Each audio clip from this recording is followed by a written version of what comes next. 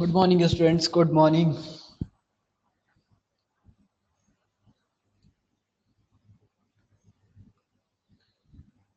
So let's start the class. Last class में हम क्या पढ़े थे? Electron affinity and electron affinity से रिलेटेड एक्सेप्शंस. तो दो एक्सेप्शंस हमने पढ़े थे. Now we'll move on to the third one. ठीक है, याद है ना सबको दो एक्सेप्शंस? पहला हमने पीरियड में देखा था, दूसरा हमने ग्रुप के लिए देखा था, नाइट्रोजन फैमिली के लिए. नाउ थर्ड एक्सेप्शन, इसमें लिखिए electron gain enthalpy of second period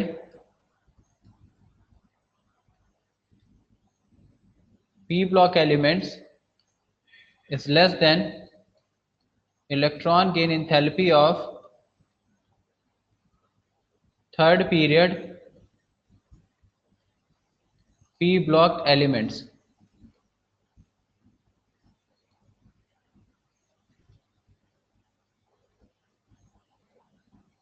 So electron gain enthalpy of second period elements is less than electron gain enthalpy of third period p block elements.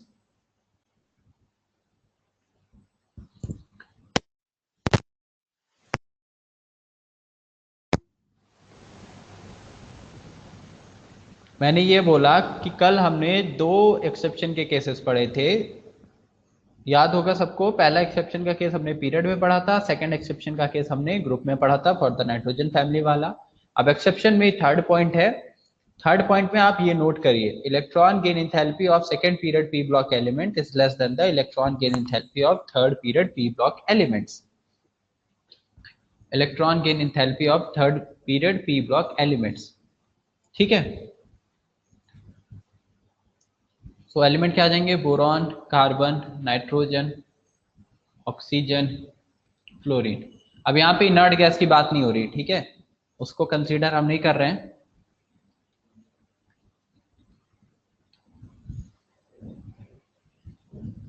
इनकी values के साथ अगर हम देखें तो वैल्यूज के साथ जो हमने कल पढ़ा था, -27, -43,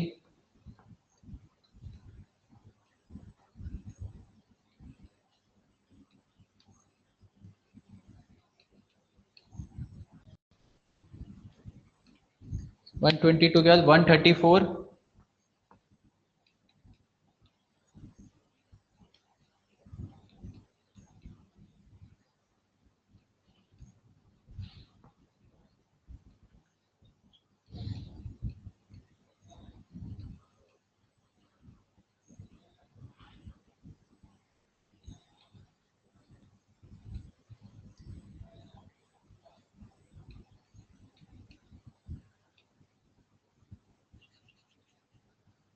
तो ये वैल्यूज लिख दिए मैंने. तो उसके अकॉर्डिंग अब ये नॉर्मल एक्सेप्शन क्यों है? नॉर्मल ट्रेंड क्या होता है? नॉर्मल ट्रेंड हम पढ़ते हैं कि down the group ionization energy क्या होती है? डिक्रीज करती है, और साथ में इलेक्ट्रॉन गेन एंथैल्पी भी क्या करेगी? डिक्रीज करती है. अब इलेक्ट्रॉन गेन एंथैल्पी कल ये नॉर्मल ट्रेंड पढ़ा था, डाउन द ग्रुप डिक्रीज करती है. बट यहाँ पे हम देखते हैं कि सेकेंड पीरियड के जो पी ब्लॉक एलिमेंट है उनकी electron gain enthalpy third period के पी ब्लॉक एलिमेंट से कम होती है.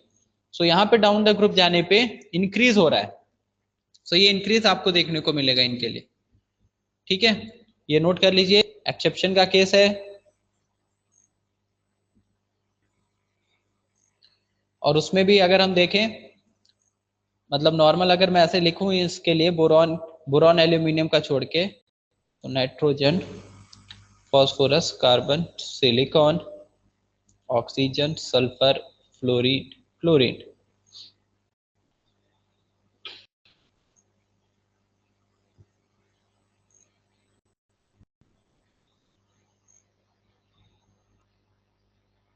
सो इलेक्ट्रॉन गेन इंथैल्पी का जो ऑर्डर आ रहा है वो इस तरीके से आ रहा है.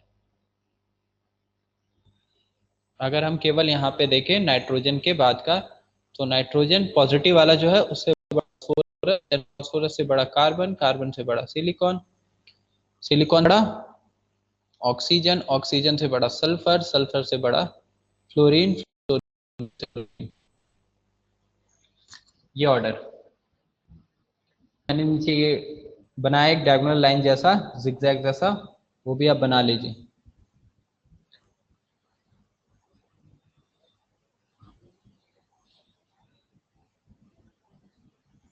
ठीक है, noted, okay.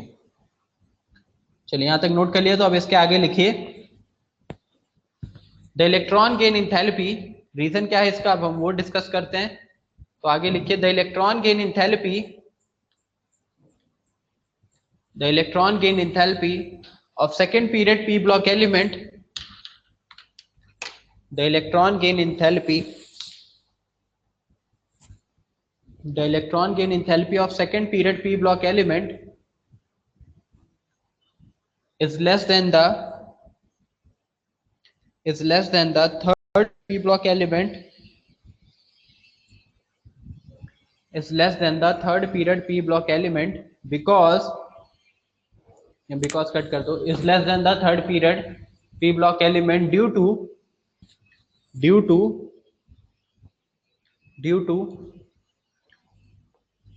a small size, due to a small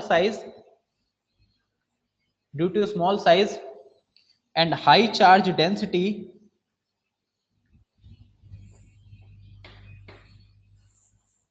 due to small size and high charge density,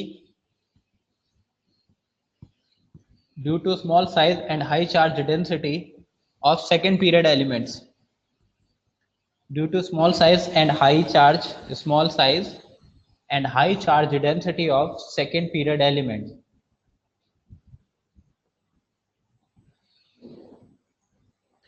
and that's why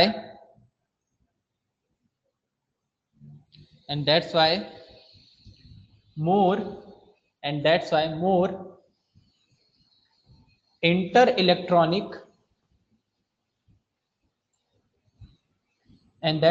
inter-electronic repulsion force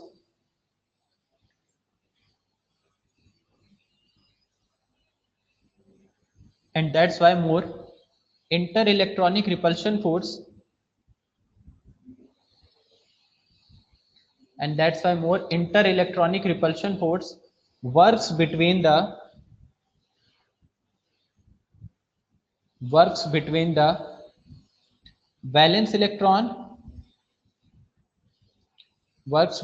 valence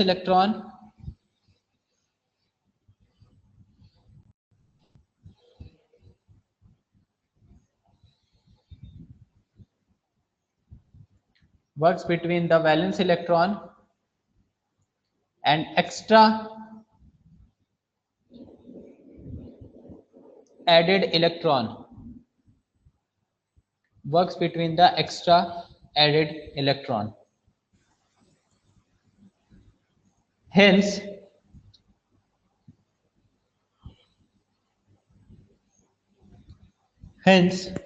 overall less amount of energy is released for these elements. Hence overall less amount of energy is released for these elements.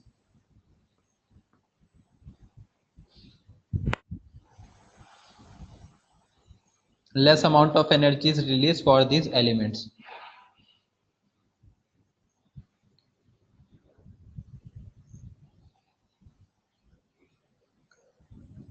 हो गया?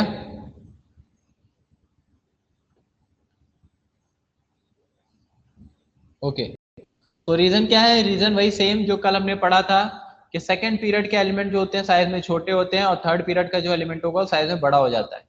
अब जब P block में हम आते हैं तो यहाँ पे नंबर ऑफ इलेक्ट्रॉन ज्यादा होने लगते हैं, है ना, जैसे ऑक्सीजन हो गया, फ्लोरीन हो गया, और उसके बाद हमने देखा किसका कार्बन हो गया। तो यहाँ पे नंबर ऑफ इलेक्ट्रॉन ज्यादा, चार्ज डेंसिटी ज्यादा होती है, लेकिन इसके बाद के एलिमेंट्स में इलेक्ट्रॉन दूर दूर हो जाते हैं, चार्ज डेंसिटी कम हो जाएगी।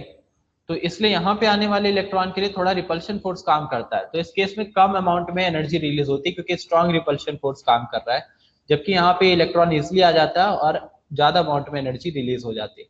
सो इस केस में डाउन द ग्रुप तो इलेक्ट्रॉन गेन इंथैल्पी डिक्रीज करनी चाहिए, बट ऑर्डर ये आएगा second period and third period के लिए, तो इसका बड़ा आएगा एंड इसका कम आएगा। अब उसमें भी जो एक्सेप्शन है वो ये हम देख सकते हैं जैसे ये वाला नीचे जो मैंने जिगजैग लाइन बनाई है उसमें देख लीजिए, तो ऑक्सीजन फ्लोरीन में अगर कंपेयर करें तो ऑक्सीजन का तो कम है ही। अगर ऑक्सीजन सल्फर में देख रहे हैं तो यहाँ पे एक्सेप्शन आ रहा है। एक्सेप्शन क्या आ रहा है, किसका बड़ा होगा, ऑक्सीजन का या सल्फर का? सल्फर का बड़ा होगा। ये हमने सबसे ऊपर हेडिंग में ये लिखा है, electron gain enthalpy of second period P block element is less than electron gain enthalpy of third period P block element. तो सल्फर की बड़ी हो जाएगी as compare to oxygen. But साथ में ऑक्सीजन एंड सल्फर इन दोनों की fluorine से भी कम है। जो नीचे की जिगजैग लाइन है वो फॉलो करो आप, तो फ्लोरीन की बड़ी होगी ऑक्सीजन एंड सल्फर इन दोनों के कंपैरिजन में। वैसे ही कार्बन सिलिकॉन इन दोनों से बड़ी होगी ऑक्सीजन की। ठीक है, तो ये भी एक पॉइंट है जो आपको याद रखना है। बाकी नॉर्मल एक्सेप्शन तो लग ही रहा है। तो अगर एक्सेप्शन के अकॉर्डिंग हम देखें तो हम ये बोल सकते हैं कि हमारा जो बोरॉन है वो एल्यूमिनियम से कम होगा, कार्बन जो है वो सिलिकॉन से कम होगा, फिर नाइट्रोजन तो फास्फोरस से वैसे ही कम है, ऑक्सीजन सल्फर से कम है, फ्लोरीन जो है वो क्लोरीन से कम है। ये सब डाउन द ग्रुप एक ही ग्रुप के अलॉन्ग बात हो रही है। सो आपको ये ऑर्डर देखने को मिलेगा। ठीक है, ये थर्ड एक्सेप्शन है।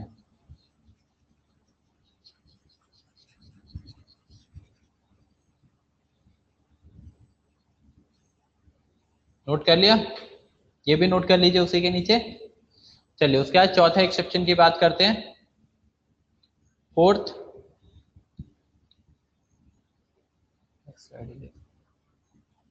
तो फोर्थ एक्सेप्शन की अगर हम बात करें तो इसमें लिखिए, द फोर्थ एक्सेप्शन में लिखिए, फोर्थ पॉइंट में, the electron affinity for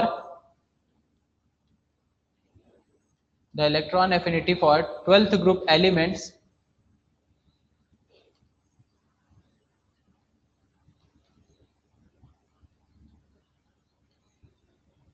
the electron affinity for 12th group elements bracket में जिंक कैडमियम Hg, ब्रैकेट में zinc cadmium Hg, the electron affinity for 12th group elements bracket में zinc cadmium Hg is very less, the electron affinity for 12th group element is very less due to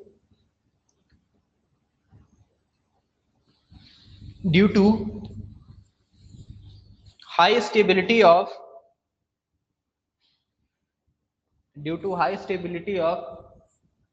completely filled subshells, due to high stability of completely filled subshell, due to high stability of completely filled subshell for these elements, due to high stability of completely filled subshell for these elements, due to high stability of completely filled subshells for these elements, and that's why their electron gain enthalpy, and that's why their electron gain enthalpy and that's why their electron gain enthalpy is found to be positive.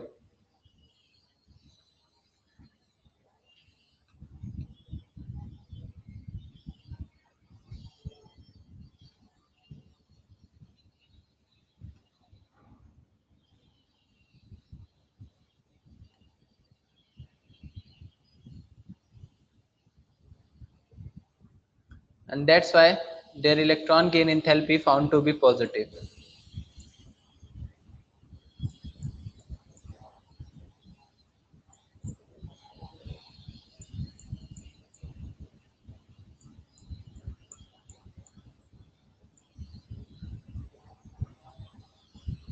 ठीक है, same reason जैसा हमने alkaline earth metals के लिए देखा था, inert gases के लिए देखा था, यहाँ भी कंप्लीटली फिल्ड सबशेल होती है, हमने पढ़ाई है, zinc cadmium Hg 3d10 4s2। सो इलेक्ट्रॉन एफिनिटी बहुत कम है, इलेक्ट्रॉन लेने की टेंडेंसी नहीं है, इसलिए इन केसेस में भी इलेक्ट्रॉन गेन एंथैल्पी आपको क्या मिलेगी, पॉजिटिव मिलेगी। सो इलेक्ट्रॉन गेन एंथैल्पी पॉजिटिव, तो यहाँ पे इलेक्ट्रॉन गेन एंथैल्पी भी आपको पॉजिटिव मिलेगी।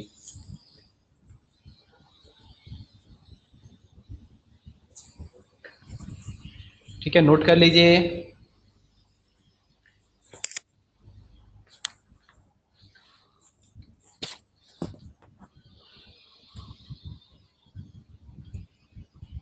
Noted.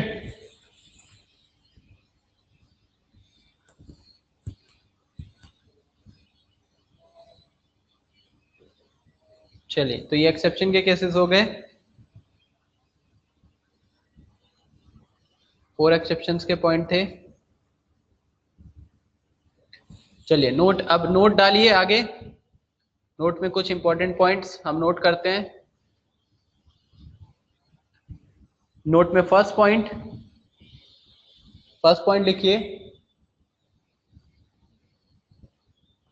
The electron gain enthalpy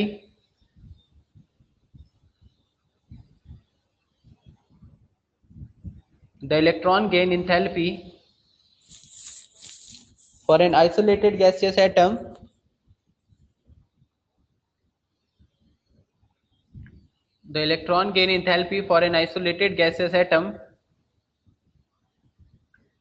will be equal to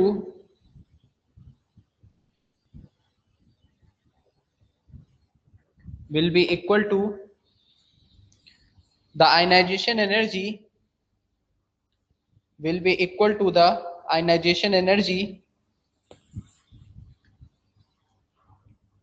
of its anion is equal to the ionization energy of its anion.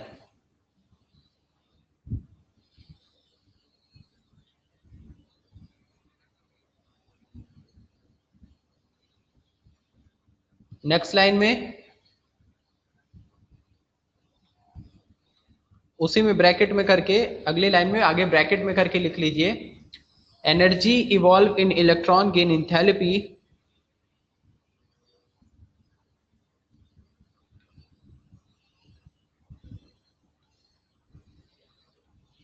to convert neutral atom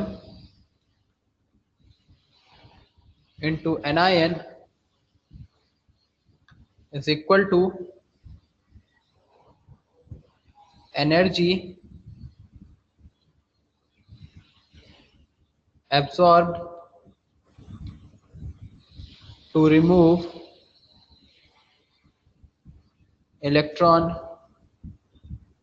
from anion.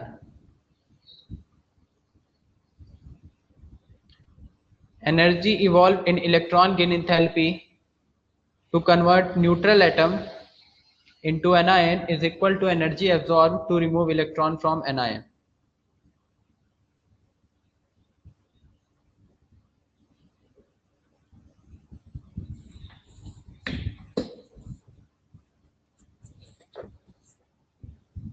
So energy evolved in electron gain enthalpy to convert neutral atom into anion is equal to energy absorbed to remove electron from anion. Noted?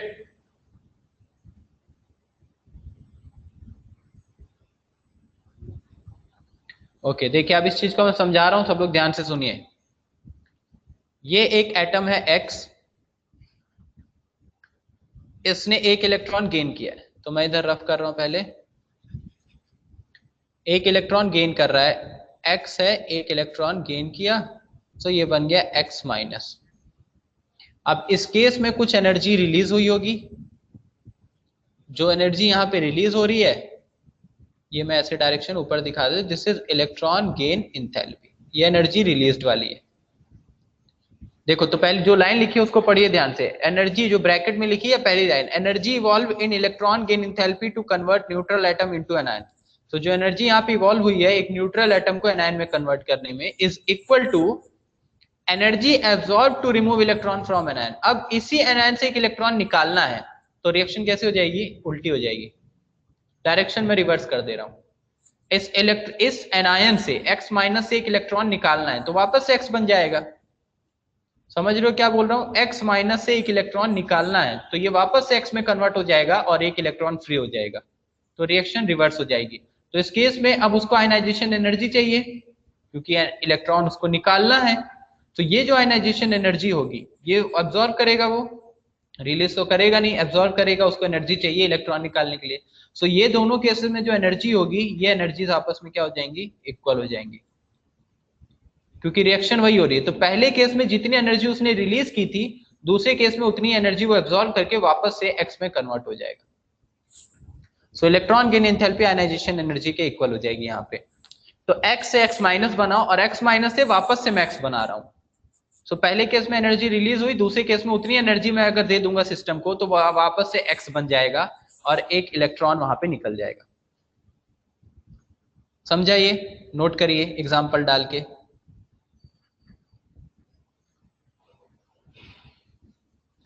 Note कर लीजिए।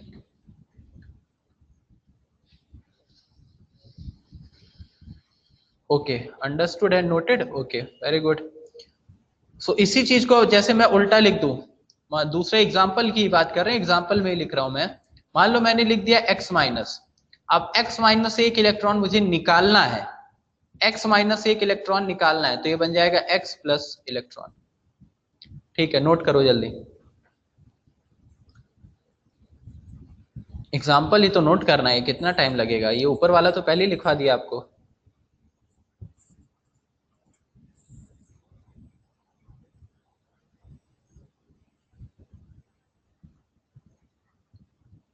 Noted. Okay, चलो तो देखो ये x minus, जिसको नहीं समझा वापस से दूसरे एग्जांपल में इस बार x माइनस ले रहा हूं, ध्यान से सुन लीजिए। x माइनस से एक इलेक्ट्रॉन निकालना है, तो ये x बन जाएगा, क्योंकि इससे एक इलेक्ट्रॉन निकाल देंगे तो वो जो -1 में था एक चार्ज था वो इलेक्ट्रॉन निकाल दिया, तो वापस से x बन गया। सो x माइनस से एक इलेक्ट्रॉन में निकालूंगा तो बनेगा x और साथ में एक इलेक्ट्रॉन फ्री। तो यहाँ पे एनर्जी वो क्या करेगा? एब्जॉर्ब करेगा। एक इलेक्ट्रॉन निकालना है तो आयनाइजेशन एनर्जी लगेगी। अब इसी चीज को मैं उल्टा कर दूं, मुझे x से x माइनस बनाना है, तो एनर्जी वो एब्जॉर्ब करने लगेगा, मतलब सॉरी रिलीज करने लगेगा, तो वो इलेक्ट्रॉन गेन इंथैल्पी हो जाएगी। डायरेक्शन मैंने उल्टी लिख दी, मैं उसको चेंज करता हूं। सो एनर्जी रिलीज करेगा, सो एनर्जी इधर बाहर निकाल रहा है वो, x से x माइनस बन रहा है, एक इलेक्ट्रॉन गेन कर रहा है, इलेक्ट्रॉन गेन इंथैल्पी। तो अगेन यहाँ पे भी इलेक्ट्रॉन गेन इंथैल्पी जो है वो आयनाइजेशन एनर्जी के इक्वल ही है। सो ये इंपॉर्टेंट पॉइंट है, इसलिए नोट में लिखा है, ध्यान रखिएगा, क्वेश्चन इस पे मिलेंगे आपको करने को। नोटेड? ये भी एग्जांपल उसी में नोट कर लीजिए, जो पिछली रिएक्शन लिखी थी उसी को मैंने इस बार उल्टा लिख दिया है। मैंने आयनाइजेशन एनर्जी किया फिर इलेक्ट्रॉन गेन इंथैल्पी किया। आयनाइजेशन एनर्जी के इधर मैंने ये नीचे डायरेक्शन दिखाई है, मतलब एनर्जी एब्जॉर्ब कर रहा है, और इलेक्ट्रॉन गेन इंथैल्पी के लिए मैंने बाहर डायरेक्शन दिखाया, मतलब एनर्जी रिलीज कर रहा है वो। तो जितनी एनर्जी एब्जॉर्ब करेगा उतनी एनर्जी रिलीज कर देगा वापस से एक्स में कन्वर्ट होने। चलिए नोट में सेकंड पॉइंट, नोट में सेकंड पॉइंट लिखिए।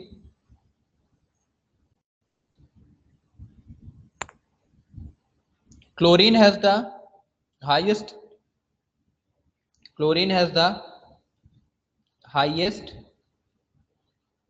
electron gain enthalpy. Chlorine has the highest electron gain enthalpy in periodic table. Obviously periodic table में ही आएगा। So chlorine has the highest electron gain enthalpy in periodic table. कुछ points हैं, note करते चलिए, आपको पता होनी चाहिए वो।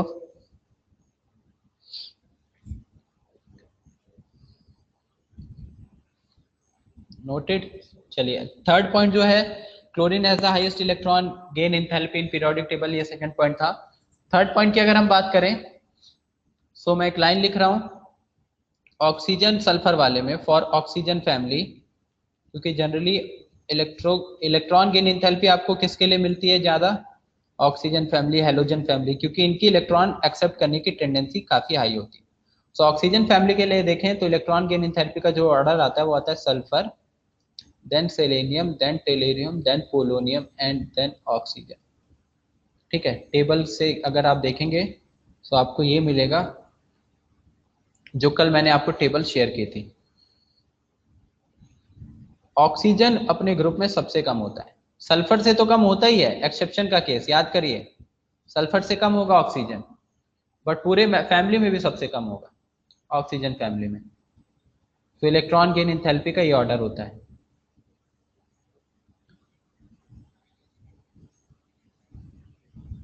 ठीक है, ये पॉइंट भी नोट कर लीजिए। वैल्यूज के साथ आप देख सकते हैं, कल जो टेबल दी थी उसमें वैल्यूज के साथ भी देखेंगे, ऑक्सीजन सबसे कम है। पीओ, पीओ लिखा है भाई, आफ्टर टीई पीओ लिखा है, पोलोनियम, दिस इज पीओ। नहीं समझ में आ रहा है तो मैं वापस से लिख दे रहा हूं।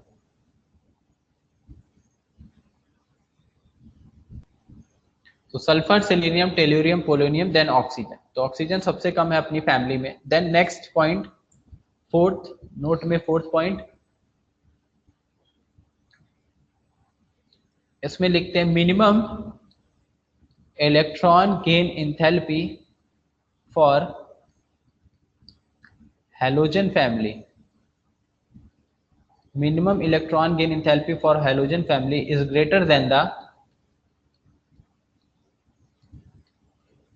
maximum electron gain enthalpy for oxygen family। सब कुछ पॉइंट है ऐसे जिन पे आपको क्वेश्चंस मिल जाएंगे।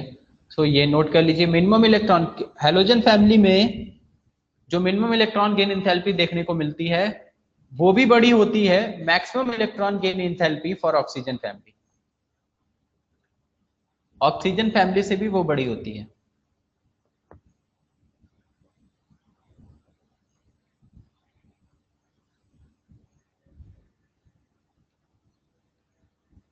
समझ में आया? अब जैसे मैं एक एग्जांपल बता रहा हूं, मान लो आपको बोला गया कि oxygen, sulphur, chlorine, chlorine, bromine, इनमें आपको इस इलेक्ट्रॉन गेन एंथैल्पी का ऑर्डर बताना है।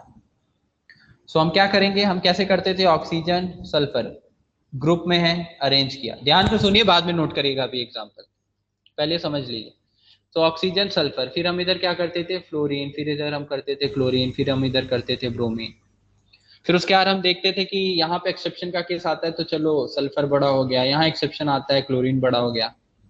फिर ऑक्सीजन फ्लोरीन में हमको पता है तो ये हो गया एंड ये हो गया, ये एक्सेप्शन का केस हो गया, तो क्लोरीन जो है बड़ा होगा। देन उसके बाद डिक्रीज करने लगेगी तो ऐसा हो जाएगा ब्रोमीन। तो क्लोरीन सबसे ज्यादा है पूरे पीरियोडिक टेबल में, वो तो हमको पता है। लेकिन आप कंफ्यूज होगे कि सर ऑक्सीजन एंड फ्लोरीन में कैसे कंपेयर करूं। अब पीरियड में अगर मैं देखूं तो ऑक्सीजन फ्लोरीन में मुझे पता है कि फ्लोरीन की ज्यादा होती है। सो ऑक्सीजन एंड फ्लोरीन में फ्लोरीन की ज्यादा होती है। वैसे सल्फर क्लोरीन में देखूंगा तो सल्फर से क्लोरीन की ज्यादा होती है। सो आप जब ऑर्डर निकालोगे तो हो सकता है आप कहीं पे ऑक्सीजन और सल्फर को बीच में डाल दो, मिस्टेक होने के चांसेस है। सो ये जो पॉइंट यहाँ पे मैंने लिखवाया है इससे आपको क्लियर है कि ऑक्सीजन फैमिली का मैक्सिमम भी होगा अगर इलेक्ट्रॉन गेन एंथैल्पी, तो भी वो हैलोजन फैमिली के मिनिमम से कम होगा। तो मतलब ऑक्सीजन फैमिली पूरी की पूरी कम ही होगी। तो पहले आप फ्लोरीन, क्लोरीन, ब्रोमीन को अरेंज कर लो। तो क्लोरीन पहले हो गया सबसे ज्यादा, देन ब्रोमीन, देन उसके बाद फ्लोरीन, उसके बाद आपका क्या आ जाएगा, ऑक्सीजन सल्फर बचेगा, और उन दोनों में कंपेयर करोगे तो सल्फर देन ऑक्सीजन। तो ऑर्डर ये हो जाएगा इलेक्ट्रॉन गेन एंथैल्पी का। सो सीधा क्या करना है, हैलोजन फैमिली जहां दिखी वो हम पूरी के सारे मेंबर ऑक्सीजन फैमिली से बड़े ही होंगे, चाहे किसी में कंपैरिजन हो रहा हो, सेम पीरियड के हो या डिफरेंट पीरियड के हो, तो ये ऑर्डर आ जाएगा।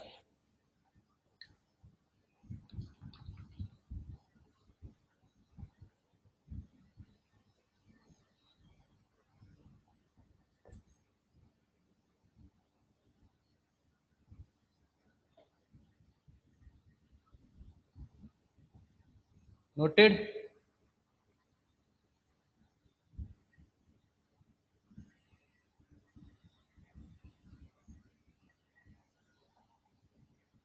अच्छा एक मिनट और रुकिए, मैं आपको यहाँ पे ये फ्लोरीन ब्रोमीन का थोड़ा सा ऑर्डर यहाँ पे चेंज करना पड़ेगा। रुकिए, आप टेबल देखिए या मैं आपको शेयर ही करता हूँ, रुको।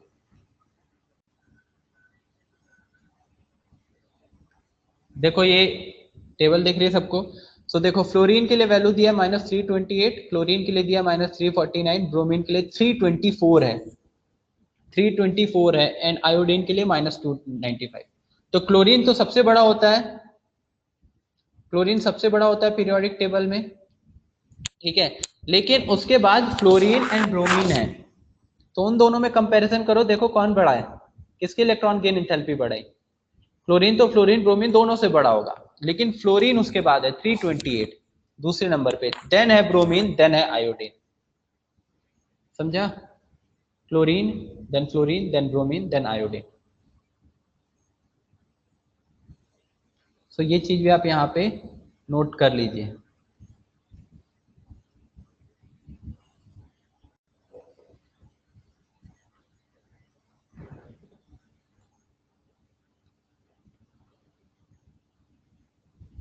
सो ये ऑर्डर यहाँ पे मैं हल्का चेंज कर रहा हूँ,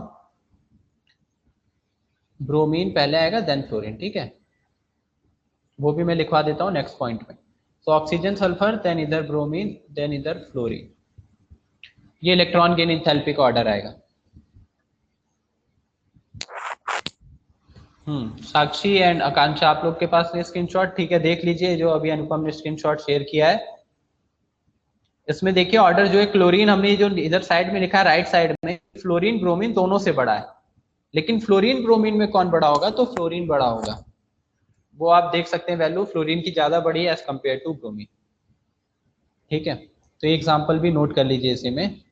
यहाँ तक नोट कर लिया सबने? आगे चलूं मैं नेक्स्ट 5th पॉइंट पे नोट में।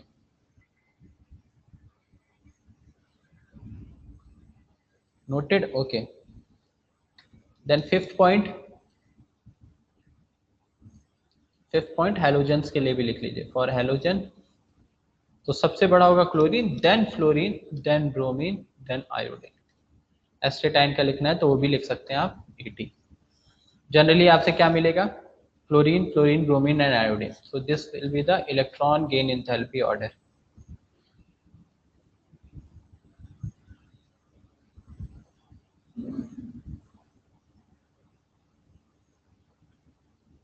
इलेक्ट्रॉन गेन एंथैल्पी ऑर्डर ये आ जाएगा 5th फॉर हैलोजेंस। नोट का ये पॉइंट है क्योंकि इलेक्ट्रॉन गेन एंथैल्पी सबसे ज्यादा हैलोजेंस के लिए मिलती है, इनकी सबसे ज्यादा टेंडेंसी होती है इलेक्ट्रॉन खींचने की। सो कई प्रॉपर्टी इनकी इस पे डिपेंड करती है, इसलिए हैलोजेंस, ऑक्सीजन फैमिली, इनकी आपको याद होनी चाहिए कि इनमें ट्रेंड्स कैसे देखने को मिलता है।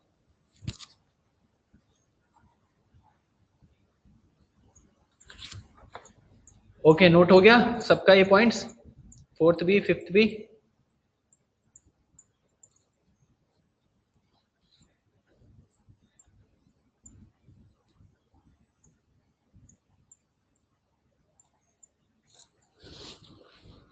ठीक है, चलिए अब आगे क्वेश्चन करते हैं। ये नोटेड में जो नोट्स में लिखवाए हैं, नोट में पॉइंट, ये इंपॉर्टेंट पॉइंट है, याद रखिएगा। चलिए क्वेश्चन करते हैं आगे। क्वेश्चन लिखिए सब लोग। First question,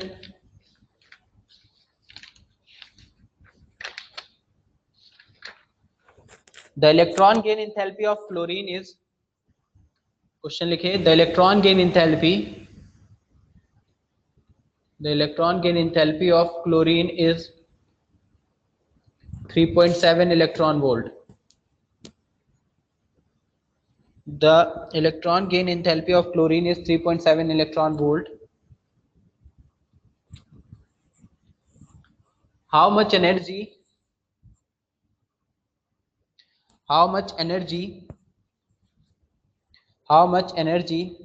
in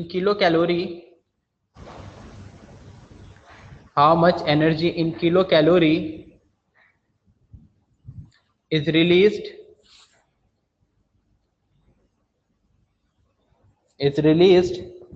when 2 gram of chlorine is completely converted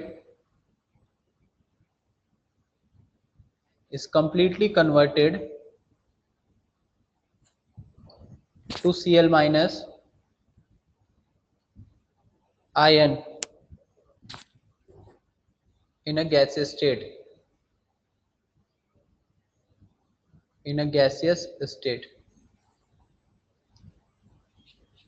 बताइए जल्दी से क्या आंसर आएगा? 1 मिनट का टाइम दिया है, सॉल्व करिए। ब्रह्मानंद आंसर बताओ क्या आएगा? तो electron gain enthalpy for Cl is this in kilo calorie. आपको कैलकुलेट करना है how much in kilo calorie energy is released when 2 gram of Cl is completely converted to Cl minus in a gaseous state. तो Cl से हम Cl minus बना रहे हैं एक इलेक्ट्रॉन के एडिशन से।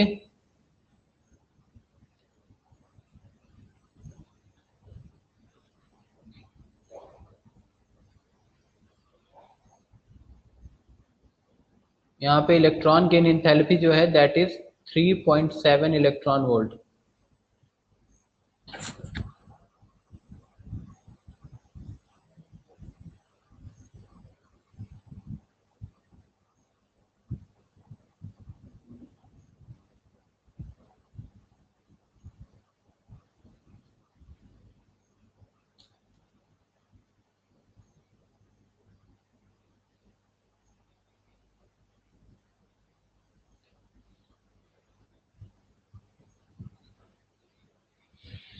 बताइए आंसर आया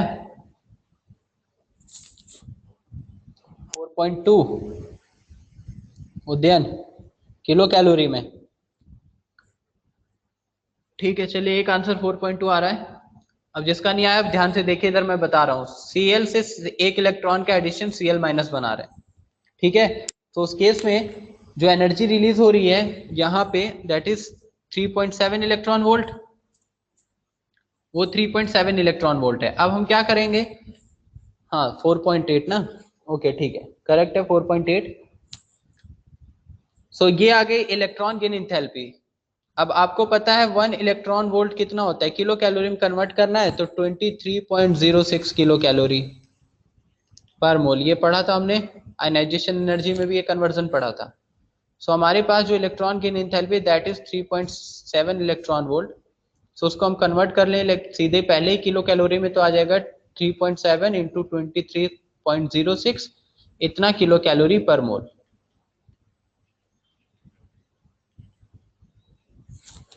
ये वैल्यू आ गई, ठीक है। मतलब इलेक्ट्रॉन गेन एंथैल्पी इतनी है 3.7 इंटू 23.06 किलो कैलोरी पर मोल, एक मोल के लिए इतनी एनर्जी रिलीज होगी। हमारे पास अब नंबर ऑफ मोल्स निकाल लेते हैं सीधा। Number of moles is equal to given mass divided by atomic mass, atomic weight जो भी, गिवन मास उसका दिया है 2, एटॉमिक कितना हो जाएगा 35.5, क्लोरीन का सबको ही पता है। सो ये आ जाएगा 35.5, 2 डिवाइडेड बाय 35.5, इतने नंबर ऑफ मोल्स आ गए। अब एक मोल के लिए जो एनर्जी है वो है 3.7 into 23.06। So for 1 mole energy है 23.06 इंटू 3.7, 3.7 इतना किलो कैलोरी। सो 2/35.5 मोल के लिए कितना आएगा, for 2/35.5 mole this will be equal to 2/35.5 into 23.06 into 3.7। ये वैल्यू आप कैलकुलेट कर लोगे तो आ जाएगा 4.8 किलो कैलोरी। तो this will be the answer. समझे क्वेश्चन, समझ गया सब लोग, किसी को डाउट?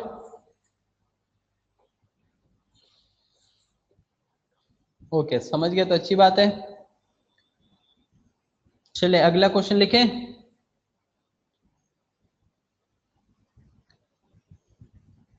सो Cl से Cl माइनस में electron gain enthalpy electron volt में दी थी, आपको फाइनल आंसर किलो कैलोरी में निकालना था, इसलिए मैंने पहले ही इस इलेक्ट्रॉन वोल्ट को किलो कैलोरी में कन्वर्ट कर लिया, जो कि हमारे पास कितना था 3.7 इंटू 23.06।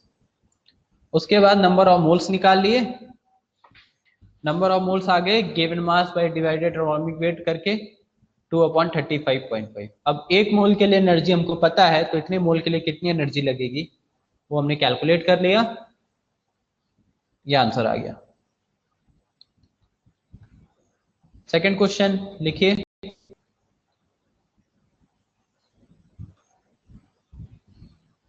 सेकंड क्वेश्चन लिखिए, द फर्स्ट आयनाइजेशन एनर्जी या only ionisation energy, the ionisation energy, ये लिख लो, the ionisation energy of Li, the ionisation energy of Li is 5.4 electron volt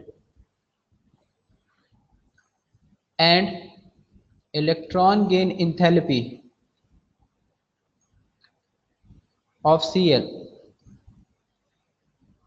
is 3.6 electron volt.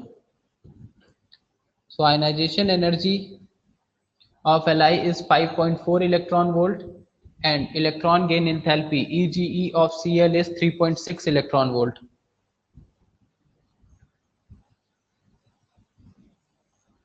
Calculate delta H, मतलब delta H का मतलब, या delta H हटा दो, कैलकुलेट, नहीं डेल्टा H रखो नहीं तो तुमको समझ नहीं आएगा। इसके सामने ब्रैकेट में मैं लिख दे रहा हूँ चेंज इन एनर्जी।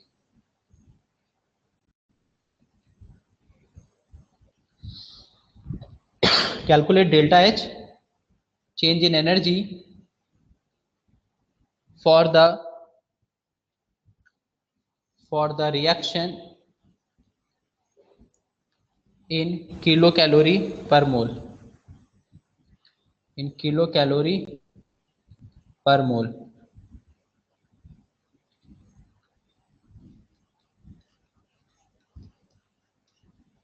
रिएक्शन आपको पता है, ये Li प्लस बना देगा and this will Cl minus.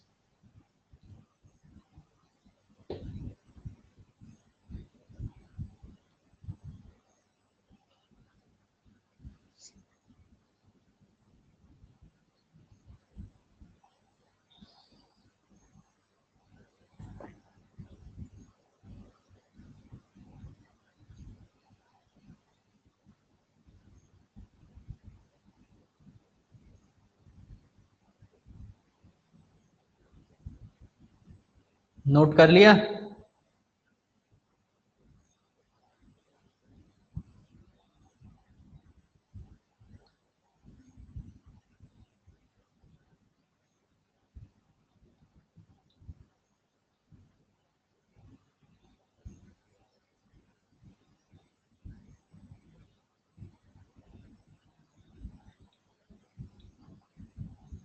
बताइए जल्दी से आंसर।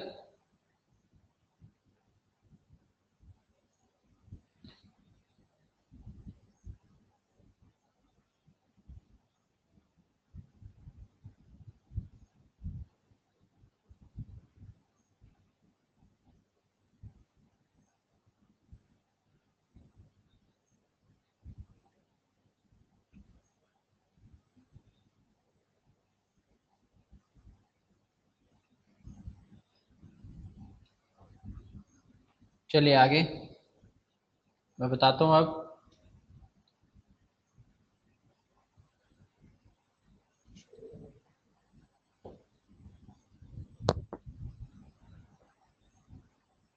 ठीक है, ले लो, 1 मिनट का टाइम है, ले लो, बताओ। पूरी रिएक्शन के लिए चेंज बतानी है। डेल्टा का मतलब होता है चेंज, डेल्टा H लिखा है तो मतलब चेंज इन इंथैल्पी या फिर चेंज इन एनर्जी। 41.508 आकांक्षा,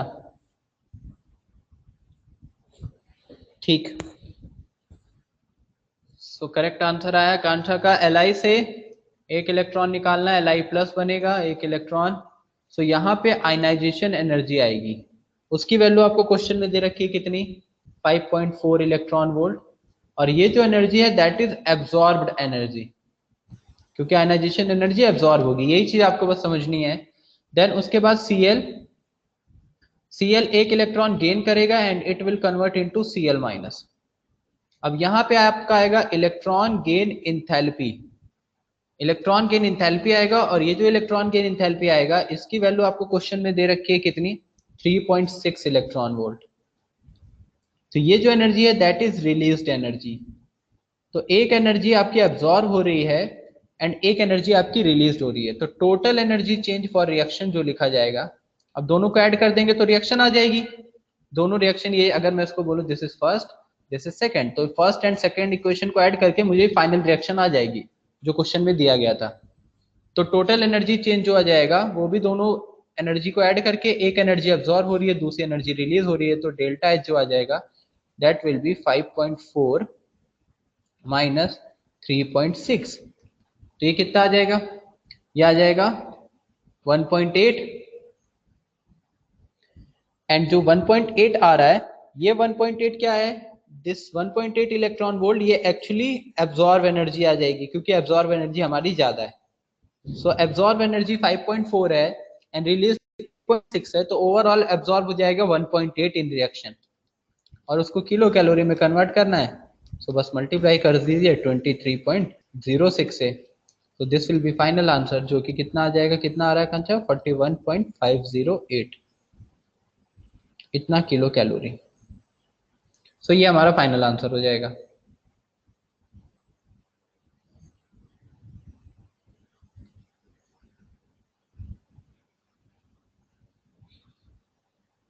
समझ। सो ओवरऑल एनर्जी चेंज पूरी प्रोसेस में क्या हो रहा है, पूरी रिएक्शंस में, तो एक आयनाइजेशन एनर्जी है जो एब्जॉर्ब हो रही है और एक एनर्जी है जो रिलीज हो रही है, तो टोटल एनर्जी क्या होगी, एक में से माइनस कर दिया जो बड़ी है। Sir not understood second step, which one second step, कौन सा है, डेल्टा एच 5.4 माइनस 3.6, ये नहीं समझा।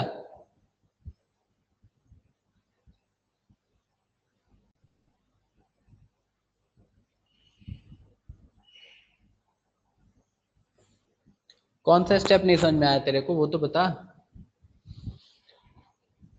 Cl प्लस ई वाला, अरे क्लोरीन के लिए इलेक्ट्रॉन गेन इंथैल्पी है, एक इलेक्ट्रॉन का एडिशन होगा, तो इलेक्ट्रॉन गेन इंथैल्पी 3.6, ये तो क्वेश्चन में दिया है ना, इसमें समझना क्या है। पहले ये लिथियम के लिए दिया हुआ है क्वेश्चन में, आयनाइजेशन एनर्जी 5.4 है, एंड क्लोरीन के लिए इलेक्ट्रॉन गेन इंथैल्पी आपको क्वेश्चन में 3.6 दिया हुआ है जो रिलीज होगी, ये तो क्वेश्चन में दिया हुआ है। इसमें क्या समझना है, क्लोरीन में एक इलेक्ट्रॉन का एडिशन होगा Cl माइनस बनेगा, लिथियम में एक इलेक्ट्रॉन निकलेगा तो Li प्लस बनेगा। ये तो क्वेश्चन की गिवन इंफॉर्मेशन की हमने वैल्यूज डाली है, फिर ओवरऑल डेल्टा एच वहां से निकाल लिया है।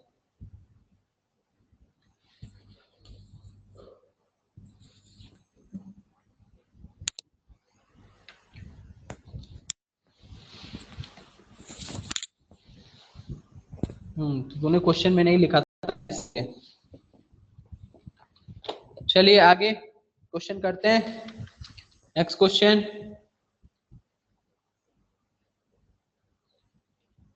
जो भी क्वेश्चन नंबर होगा देख लीजिएगा।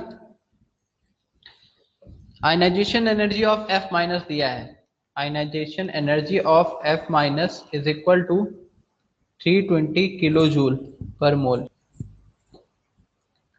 Electron gain enthalpy of F,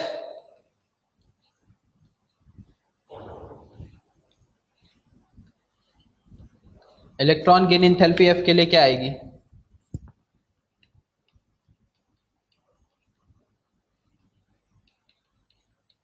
चार ऑप्शंस दे रहे हैं, जल्दी से आंसर बताइए।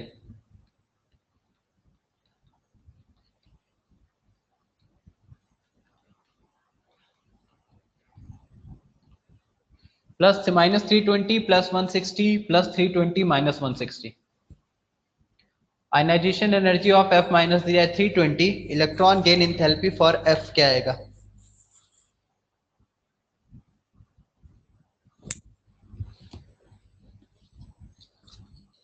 F के लिए इलेक्ट्रॉन गेन इंथैल्पी कितना आएगा,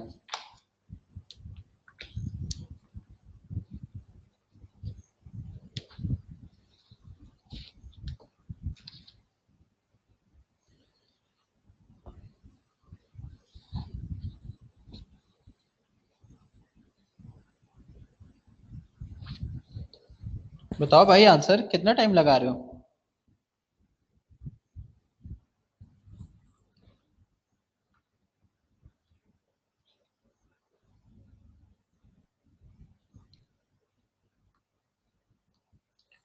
सो क्या आ जाएगा, F माइनस के लिए आयनाइजेशन एनर्जी, तो अगर मैं ऐसे लिखूं तो F माइनस से आयनाइजेशन एनर्जी का मतलब एक इलेक्ट्रॉन निकालना है, सो एक इलेक्ट्रॉन निकाला तो ये बन गया। सो इसमें जो आयनाइजेशन एनर्जी होगी वो आपको देनी पड़ेगी 320 किलो जूल पर मोल, ये देना पड़ेगा। आयनाइजेशन एनर्जी का मतलब सिस्टम को प्रोवाइड करनी। पूछा है electron gain enthalpy of F क्या होगा, तो F के लिए इलेक्ट्रॉन गेन इंथैल्पी, तो रिएक्शन उल्टी हो जाएगी वापस। सो इलेक्ट्रॉन गेन इंथैल्पी कितनी आ जाएगी, माइनस 320, माइनस में इतना किलो जूल पर मोल, यही तो आपको नोट में लिखवाया आज, बस यही समझना है, इसमें आंसर सीधा आ जाएगा फर्स्ट।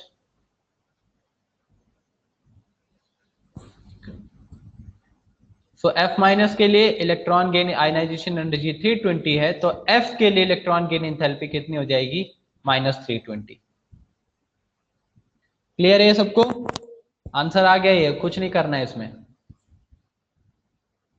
चलिए नेक्स्ट।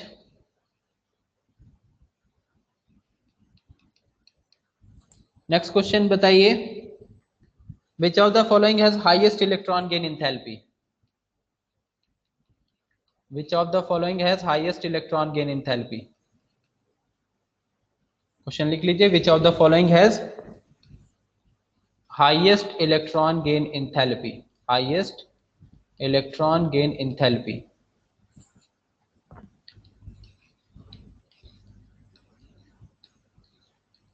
ऑप्शन है आपके पास Ne 3s2 3p3, this is Ne neon 3s2 3p5, then this is Ne 3s2 3p4, and this one is Ne 3s2 3p6। बताइए आंसर क्या आएगा?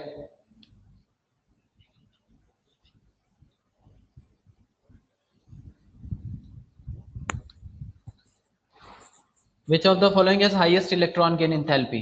किसकी इलेक्ट्रॉन गेन इंथैल्पी सबसे ज्यादा होगी?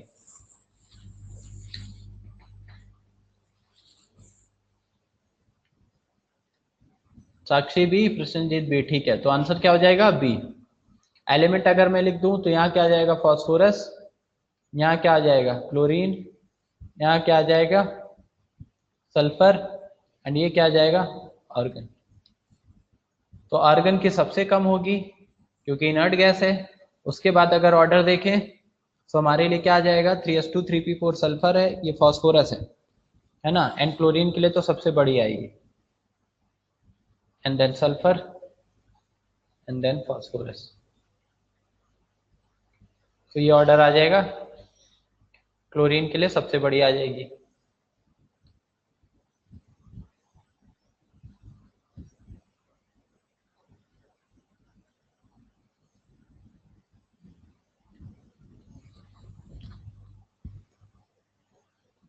ठीक है, हो गया। चलिए अगला क्वेश्चन। अगला क्वेश्चन है,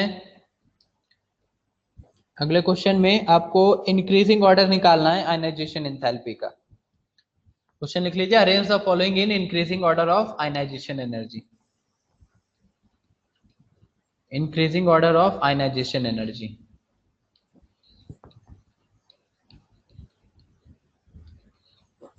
सॉरी, आयनाइजेशन एनर्जी बोल रहा हूँ, electron gain enthalpy, sorry. Arrange the following in increasing order of electron gain enthalpy.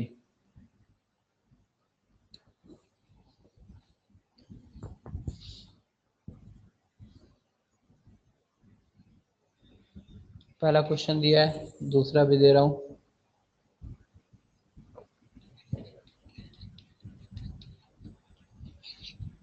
बताइए सबके आंसर क्या आएंगे?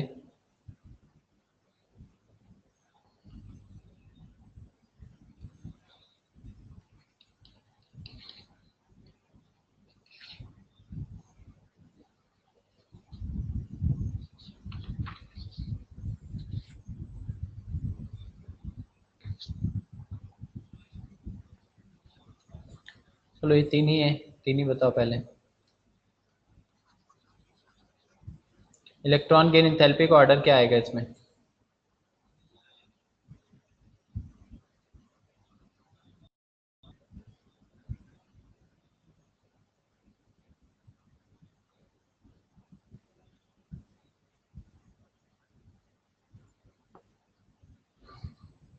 बताओ फर्स्ट में क्या है? Increasing order. Electron gain enthalpy के इंक्रीजिंग ऑर्डर बताने हैं, चाहे तो एलिमेंट आप लिख सकते हैं। सो अगेन 3s2 3p4 है, so sulphur 2s2 2p3, nitrogen 2s2 2p4, oxygen 2s2 2p5, chlorine. तो अगर मैं अरेंज करूं तो नाइट्रोजन, ऑक्सीजन, फ्लोरीन एंड इधर सल्फर। सो नाइट्रोजन तो सबसे कम होगा, पॉजिटिव होता है। मैं यहाँ पे पहला सॉल्व कर रहा हूँ, फर्स्ट। नाइट्रोजन पॉजिटिव होता है, सबसे कम हो जाएगा, तो सबसे कम आ गया नाइट्रोजन। देन ऑक्सीजन सल्फर में किसका बड़ा होता है? सल्फर का, तो sulphur, then oxygen, then fluorine. क्योंकि ऑक्सीजन सल्फर, ऑक्सीजन के सारे मेंबर से फ्लोरीन का तो बड़ा ही आएगा, ये भी पॉइंट हमने लिखा है। सो सल्फर, सॉरी उल्टा ऑर्डर लिख दिया इधर, ऑक्सीजन का बड़ा ही नहीं, ऑक्सीजन का छोटा है ये वाला। तो ये हो जाएगा पहले oxygen, then sulphur and then fluorine. ठीक है, क्लियर है? नाइट्रोजन तो पॉजिटिव आ जाएगा electron gain enthalpy. Oxygen sulphur में ऑक्सीजन का बड़ा होता है, सॉरी ऑक्सीजन का छोटा होता है, सल्फर का बड़ा होता है, ये भी एक्सेप्शन का केस है। और उसके बाद फ्लोरीन का सबसे बड़ा होगा इन चारों गिवन में। तो आंसर के अकॉर्डिंग अगर हम देखें इंक्रीजिंग ऑर्डर, तो नाइट्रोजन के लिए मतलब बी, देन ऑक्सीजन के लिए हमारा आ जाएगा सी, देन सल्फर के लिए हमारा आ जाएगा ए, एंड देन फ्लोरीन के लिए आ जाएगा डी। सो ये इंक्रीजिंग ऑर्डर हो जाएगा इलेक्ट्रॉन गेन एंथैल्पी का। समझा ये या नहीं समझा?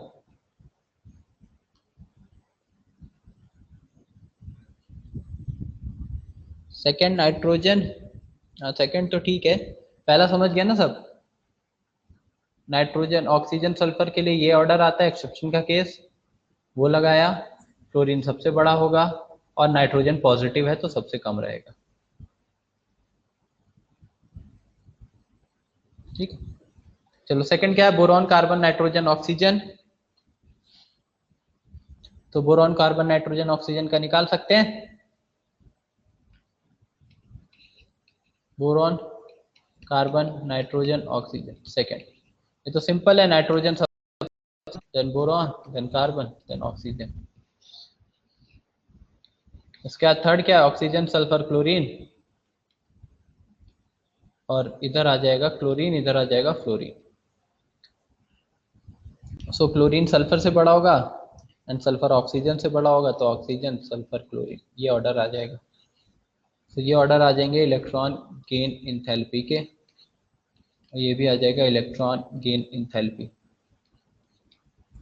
ठीक है, तो आज का होमवर्क है बुकलेट। बुकलेट में जो इलेक्ट्रॉन एफिनिटी का पार्ट है एक्सरसाइज में, इलेक्ट्रॉन एफिनिटी या इलेक्ट्रॉन गेन इंथैल्पी का जो भी एक्सरसाइज 6 होगा, क्योंकि एक्सरसाइज 4 एंड 5 हमने डिस्कशन कर लिया था, तो एक्सरसाइज 6 जो भी होगा उसमें electron affinity, electron gain enthalpy से रिलेटेड क्वेश्चन वो आपको करने हैं। ठीक है, उसका होमवर्क है।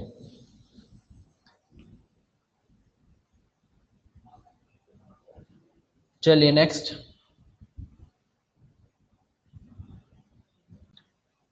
आगे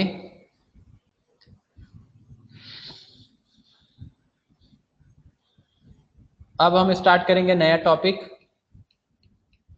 इलेक्ट्रोनिगेटिविटी। इलेक्ट्रोनिगेटिविटी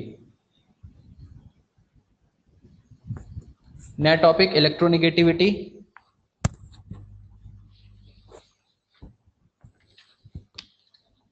बुकलेट क्यों नहीं है आप लोगों के पास? जब मैं बोल रहा हूँ एडोफॉक्स पे मैंने डाला है, आप एडोफॉक्स पे डाउनलोड करो ना, वहां पे क्या प्रॉब्लम आ रहा है आपको?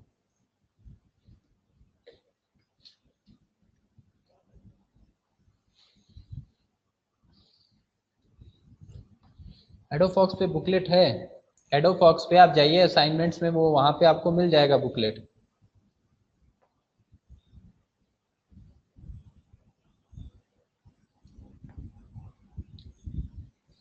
चलिए नेक्स्ट हेडिंग इलेक्ट्रोनिगेटिविटी, इसमें लिखिए electronegativity, it is defined as the tendency, electronegativity में it is defined as the tendency, it is defined as the tendency of an atom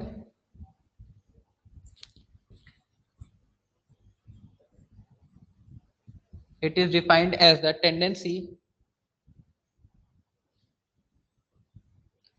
it is defined as the tendency of an atom to attract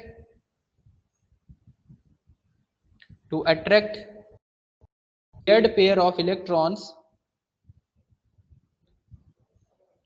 to attract shared pair of electrons towards itself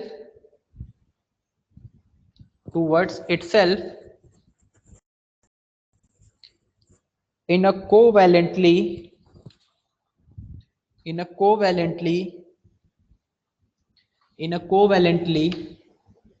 bonded molecule.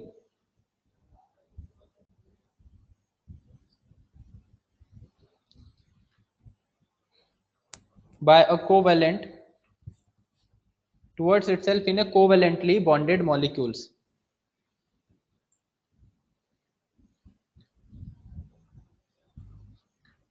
आगे लिखिए इसमें next line में, it is a relative value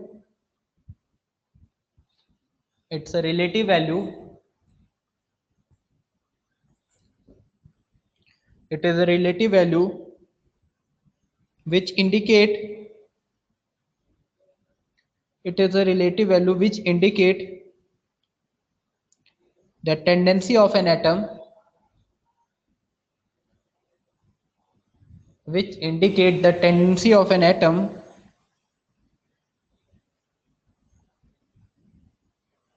indicate the tendency of an atom to attract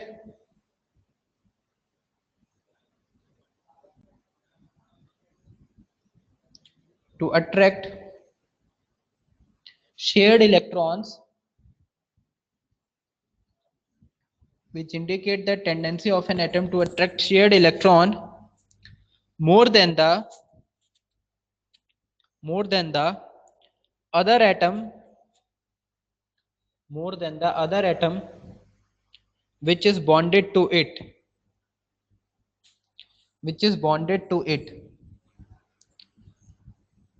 That's why it doesn't have any unit. It doesn't have any unit.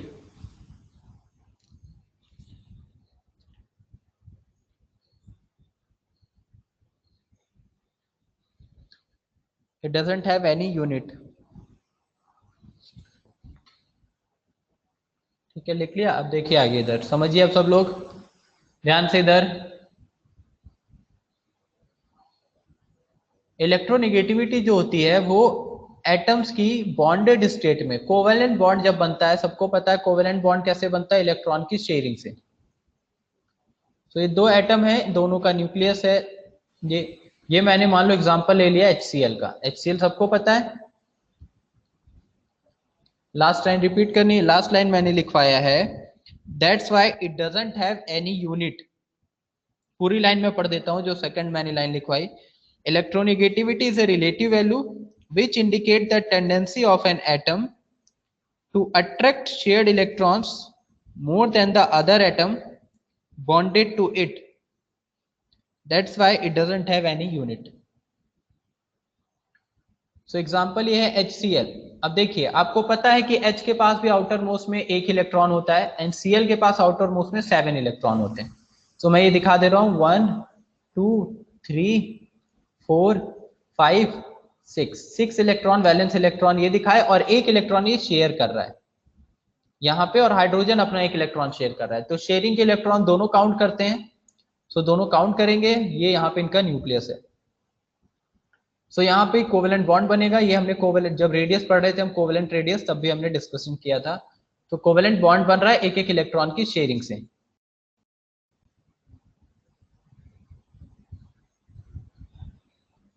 ठीक है। अब ये जो covalent bond बन रहा है, इन ये जो शेयर्ड इलेक्ट्रॉन है, इन शेयर्ड इलेक्ट्रॉन को, जो दो रेड शेयर्ड कॉमन पार्ट में दिख रहे हैं, इन शेयर्ड इलेक्ट्रॉन को अपनी तरफ खींचने की जो टेंडेंसी होती है किसी एटम की, इन शेयर्ड इलेक्ट्रॉन को जो खींचने की टेंडेंसी है उसको हम बोलते हैं क्या, इलेक्ट्रोनेगेटिविटी। तो शेयर्ड इलेक्ट्रॉन, अब जैसे इस एग्जांपल में हम बात करें तो यहाँ पे क्लोरीन की इलेक्ट्रोनेगेटिविटी हाइड्रोजन से ज्यादा होती है। वो अभी हम आगे पढ़ेंगे जब हम वैल्यूज टेबल देखेंगे, वैल्यूज देखेंगे। तो क्लोरीन क्या करता है, ये हाइड्रोजन के कंपैरिजन में दोनों ने अपना एक एक इलेक्ट्रॉन शेयर किया, but chlorine in shared electron को अपनी तरफ ज्यादा खींच लेता है, जिसकी वजह से हम बोलेंगे कंपैरिजन में जाना। ठीक है, तो ये तो शेयर्ड इलेक्ट्रॉन को अपनी तरफ खींचने की टेंडेंसी है। अब इसका डिफरेंस क्या है किससे, इलेक्ट्रॉन एफिनिटी से, जो अभी हम पढ़ के आए। इलेक्ट्रॉन एफिनिटी भी इलेक्ट्रॉन्स को अट्रैक्ट करने की टेंडेंसी बताता था। जैसे एक इलेक्ट्रॉन बाहर से आया, तो इस इलेक्ट्रॉन को मुझे ऐड करना है इस एटम में, तो उसको खींचने की टेंडेंसी बता रहा है। बट ये एक आइसोलेटेड एटम के बारे में है। आइसोलेटेड एटम, हम जो इलेक्ट्रॉन एफिनिटी पढ़ के आए अभी, वो किसी सिंगल आइसोलेटेड एटम में क्या टेंडेंसी होती है किसी इलेक्ट्रॉन को एक्सेप्ट करने की, वो electron affinity, electron gain enthalpy से हम बताते हैं। बट शेयर्ड इलेक्ट्रॉन की, सिंगल एटम नहीं है यहाँ पे, इन शेयर्ड इलेक्ट्रॉन को, जहां दोनों एटम पार्टिसिपेट कर रहे हैं एंड दोनों एटम अपना एक एक इलेक्ट्रॉन शेयर कर रहे हैं, तो इन शेयर्ड इलेक्ट्रॉन को अपनी तरफ जो खींचने की टेंडेंसी है वो क्या होती है, इलेक्ट्रोनिगेटिविटी होती है। समझ में आया डिफरेंस दोनों में? ठीक है, ये शेयर्ड इलेक्ट्रॉन को खींचने की टेंडेंसी को हम डिफाइन करेंगे इलेक्ट्रोनिगेटिविटी। अब ये तो पहली लाइन उसकी जो डेफिनेशन है वो हो गई, जो हमने फर्स्ट लाइन में लिखा है कि ये इसकी टेंडेंसी बताता है। इलेक्ट्रोनिगेटिविटी हम डिफाइन करते हैं tendency to attract the shared pair of electron. अब हम बात करते हैं जो सेकेंड लाइन हमने लिखी है, उस चीज को समझते हैं कि ये क्या है, एक रिलेटिव वैल्यू को बताता है।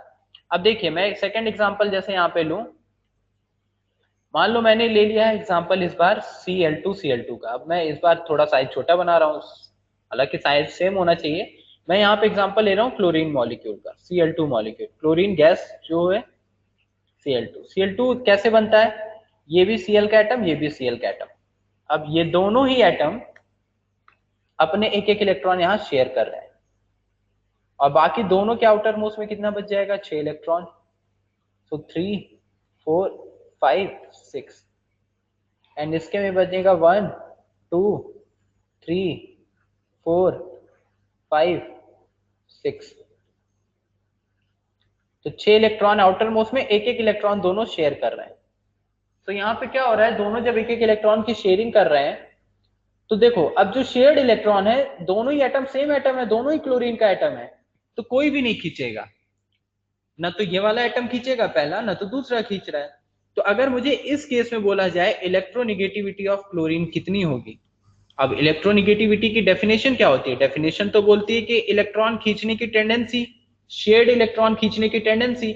इस केस में तो कोई नहीं खींच रहा है, क्योंकि दोनों की सेम पावर होगी, दोनों सेम एटम है, तो इलेक्ट्रोनिगेटिविटी ऑफ Cl क्या हो जाएगा, 0। सो सेकेंड एग्जाम्पल में अगर मैं बोलूं, ये मेरा सेकेंड एग्जाम्पल मैंने ले लिया, ये फर्स्ट, तो सेकेंड एग्जाम्पल में इलेक्ट्रोनिगेटिविटी क्लोरीन की 0 है, लेकिन पहले केस में वो 0 नहीं है। तो जो हमने सेकंड पैराग्राफ लिखा है वो हमने इसलिए लिखा है कि जो इलेक्ट्रोनिगेटिविटी होती है वो एक रिलेटिव वैल्यू होती है, जो इस बात पे डिपेंड करती है कि जो हमारा एटम है वो किसके साथ बॉन्डेड है। जैसे पहले केस में क्लोरीन हाइड्रोजन के साथ बॉन्डेड है, तो उसकी ज्यादा पावर होगी तो खींच लेगा इलेक्ट्रॉन, लेकिन दूसरी केस में दोनों ही क्लोरीन के एटम है तो कोई इलेक्ट्रॉन नहीं खींचेगा, तो इलेक्ट्रोनिगेटिविटी मतलब शेयर्ड इलेक्ट्रॉन को खींचने की टेंडेंसी 0 हो जाएगी। सो इसका मतलब इलेक्ट्रोनिगेटिविटी रिलेटिव टर्म है, जो डिपेंड करता है कि हमारा एटम किस दूसरे एटम के साथ बॉन्डेड है, उस पर डिपेंड करता है। समझ में आया? जो सेकंड पैराग्राफ लिखा है उसको पढ़िए, जो सेकंड लाइन मैंने आपको लिखवाई है, तो आपको ये समझ में आ जाएगा कि इलेक्ट्रोनिगेटिविटी एक रिलेटिव जो की टेंडेंसी रिप्रेजेंट करती है किसी एटम की शेयर्ड इलेक्ट्रॉन को खींचने की with respect to the other atom जो बॉन्डेड होगा उसके साथ, और इसकी कोई भी यूनिट नहीं होती। समझ आया? ये समझ में आया इलेक्ट्रोनिगेटिविटी? किसी को डाउट इसमें?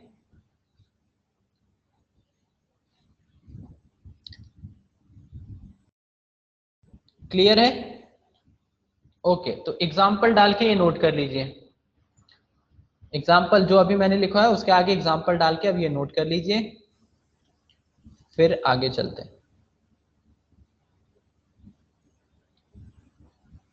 इलेक्ट्रोनिगेटिविटी का यूनिट क्यों नहीं है वो समझ नहीं आया, कैन यू प्लीज रिपीट?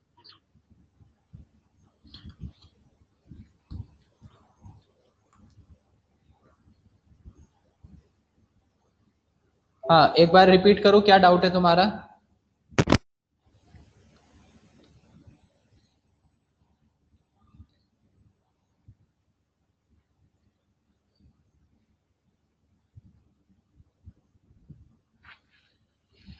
क्या डाउट है बताओ ना, आवाज नहीं आ रही थी तुम्हारी क्लियर।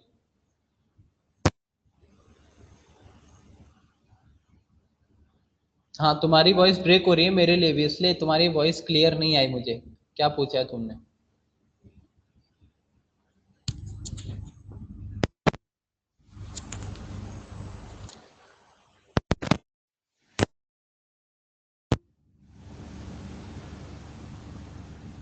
नोट कर लिया example?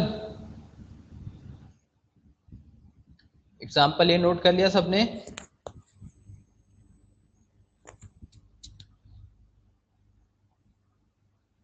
Y electronegativity not have unit? क्योंकि यूनिट का मतलब जैसे हम वैल्यूज में निकालते हैं ना, कि जैसे इससे पहले इलेक्ट्रॉन एफिनिटी क्या थी, एनर्जी थी किलो जूल पर मोल, और उसके बाद इलेक्ट्रॉन एफिनिटी की बात करें या आयनाइजेशन एनर्जी की बात करें वो किलो जूल पर मोल। यहाँ पे एक रिलेटिव टर्म है जिसकी कोई यूनिट नहीं होगी। रिलेटिव टर्म मतलब एक दूसरे के रिस्पेक्ट में हम निकालते हैं, और कोई एनर्जी वगैरह नहीं, केवल एक ये रिप्रेजेंटेशन एक टेंडेंसी को रिप्रेजेंट करता है शेयर्ड इलेक्ट्रॉन को खींचने की। इसका एनर्जी से कोई रिलेशन नहीं है, और ये एक रिलेटिव टर्म है जो निकाला जाता है, तो इसकी कोई यूनिट नहीं होगी। रिलेटिव टर्म मतलब हम ऐसा नंबर देते हैं जैसे कि electronegativity of hydrogen is like 2, electronegativity of chlorine is like 3। सो केवल कंपैरिजन, रिलेटिव टर्म्स के कंपैरिजन करते हैं।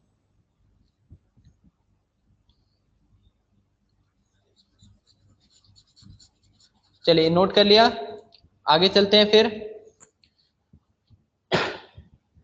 अब देखिए वो हम टेबल, उसके साथ हम देखेंगे कि इलेक्ट्रोनेगेटिविटी में किसको रेफरेंस माना गया और उसके रिस्पेक्ट में बाकी एलिमेंट्स के लिए इलेक्ट्रोनेगेटिविटी कैसे निकाली गई है। नेक्स्ट हेडिंग डाल लीजिए, electronegativity.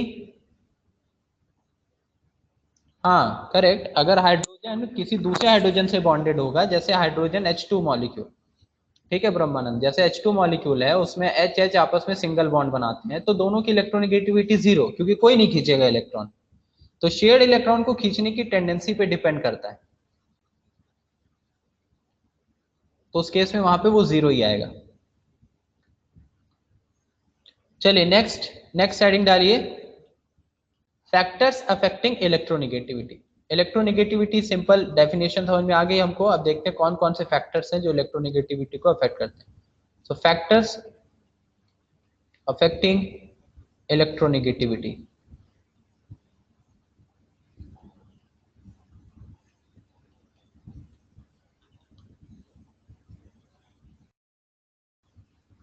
Factors affecting electronegativity, first atomic size.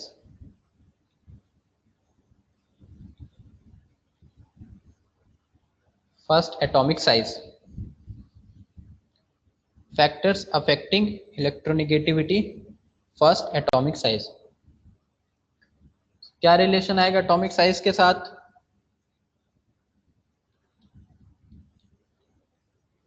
Electronegativity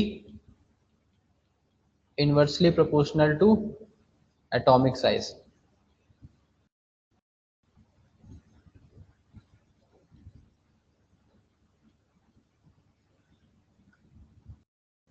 inversely proportional to atomic size.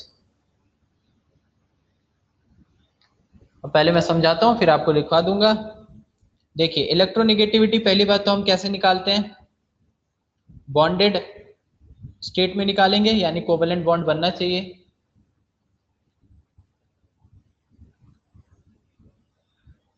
अब देखो इस साइड मैंने ये राइट साइड में जेड और जेड सेम एटम लिया है, बट जो लेफ्ट साइड में एटम है वो मैं ले रहा हूं एक्स एंड वाई। अब यहाँ पे ये एक्स भी यहाँ पे इलेक्ट्रॉन एक शेयर कर रहा है, मान लेते हैं, हाइपोथेटिकल एग्जांपल ले रहे हैं समझाने के लिए, बस मैं आपको बता रहा हूं एक्स एंड जेड एंड यहाँ पे वाई एंड जेड। सो मुझे कंपैरिजन करना है इलेक्ट्रोनेगेटिविटी एक्स एंड वाई की। तो देखो ये जो शेयर्ड इलेक्ट्रॉन है ये एक्स के न्यूक्लियस के ज्यादा पास है as compare to the Y. ध्यान से देखिए एक्स के जो शेयर्ड इलेक्ट्रॉन है, क्या वो वॉइस नहीं आ रही है? किसी को नहीं आ रही?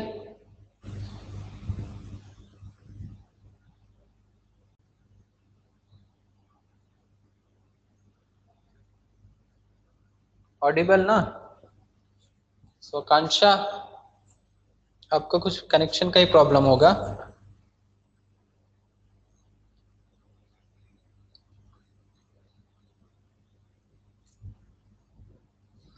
ठीक है, चलिए देखिए आगे। सो एक्स के न्यूक्लियस के ज्यादा पास है ये shared electron as compare to Y के न्यूक्लियस से दूर है, जबकि एक्स के न्यूक्लियस के ज्यादा पास है। सो एक्स क्या करेगा, इन शेयर्ड इलेक्ट्रॉन को अपनी तरफ खींचेगा, वाई भी खींचेगा। किसमें खींचने की टेंडेंसी ज्यादा होगी इन शेयर्ड इलेक्ट्रॉन को, एक्स में या वाई में? इन शेयर्ड इलेक्ट्रॉन को अपनी तरफ खींचने की ज्यादा टेंडेंसी एक्स में होगी, क्योंकि एक्स के न्यूक्लियस के ज्यादा पास है ये इलेक्ट्रॉन, तो अट्रैक्शन फोर्स ज्यादा लगेगा। तो वही पहला पॉइंट हमारा एटॉमिक साइज। तो देखो साइज एक्स का छोटा है तो शेयर्ड इलेक्ट्रॉन एक्स के न्यूक्लियस के ज्यादा पास होंगे, इसलिए इन शेयर्ड इलेक्ट्रॉन को ज्यादा तेजी से खींचेगा। सो एक्स की इलेक्ट्रोनिगेटिविटी ज्यादा होगी as compare to Y. So X का साइज छोटा तो इलेक्ट्रोनिगेटिविटी ज्यादा, जबकि वाई का साइज बड़ा, नेगेटिविटी कम। क्यों? क्योंकि वाई का साइज बड़ा, इलेक्ट्रॉन दूर है तो उतना अट्रैक्शन फोर्स नहीं लगेगा, तो शेयर्ड इलेक्ट्रॉन को वाई उतनी ज्यादा नहीं खींच पाएगा जितना एक्स की टेंडेंसी होगी इन शेयर्ड इलेक्ट्रॉन को अपनी तरफ खींचने की। तो साइज छोटा तो इलेक्ट्रोनिगेटिविटी ज्यादा। क्लियर है ये पॉइंट? सो ये रिलेशन नोट करिए, उसके बाद मैं लिखवाता हूं एक लाइन, वो नोट कर लीजिए।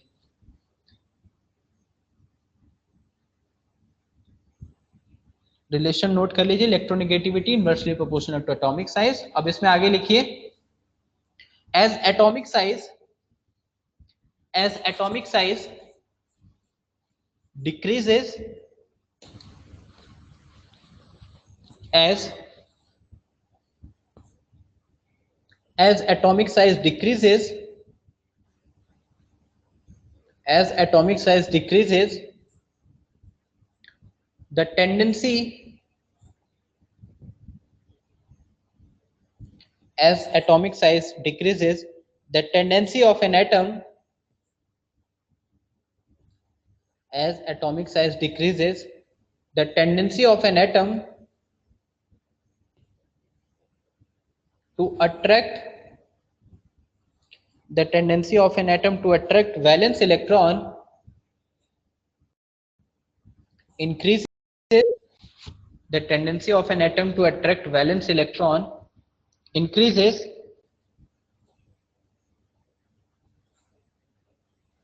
the tendency of an atom to attract valence electron increases,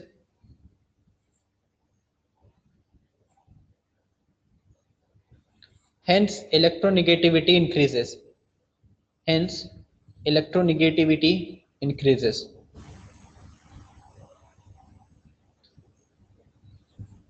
Hence electronegativity increases.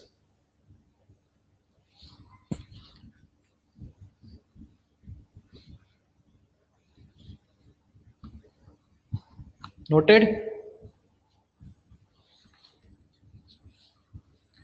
ठीक है, पहले तो वेरी गुड।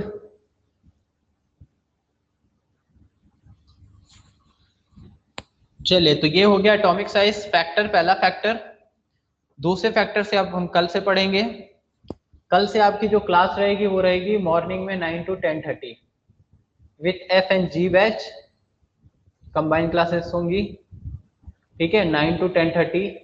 शेड्यूल अगर नहीं आया है तो आप इवनिंग तक आ जाएगा आपको। ठीक है, तो हम दोनों बैचेस को अब कंबाइन करना है। सो वहां तक, उस बैच में भी यहीं तक सिलेबस है, आपके बैच में भी यहीं तक हो गया अभी। तो एटॉमिक साइज तक पहुंच गए हम। अब सेकंड फैक्टर जो होगा वो दोनों क्लासेस में हम कल से स्टार्ट करेंगे। ठीक है, प्लान आपको भेजा गया या नहीं भी? अगर नहीं भेजा गया तो इवनिंग में भेज दिया जाएगा, कोई बात नहीं। ठीक है, सो क्लास आज की फिर मैं यहाँ पे खत्म करूंगा। अगर किसी को कोई डाउट है तो पूछ लीजिए।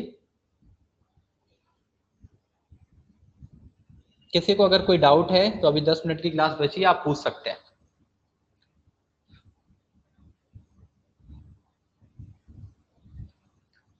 कोई डाउट नहीं है?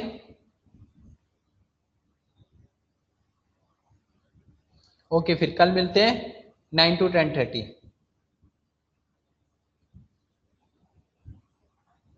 चलिए बाय।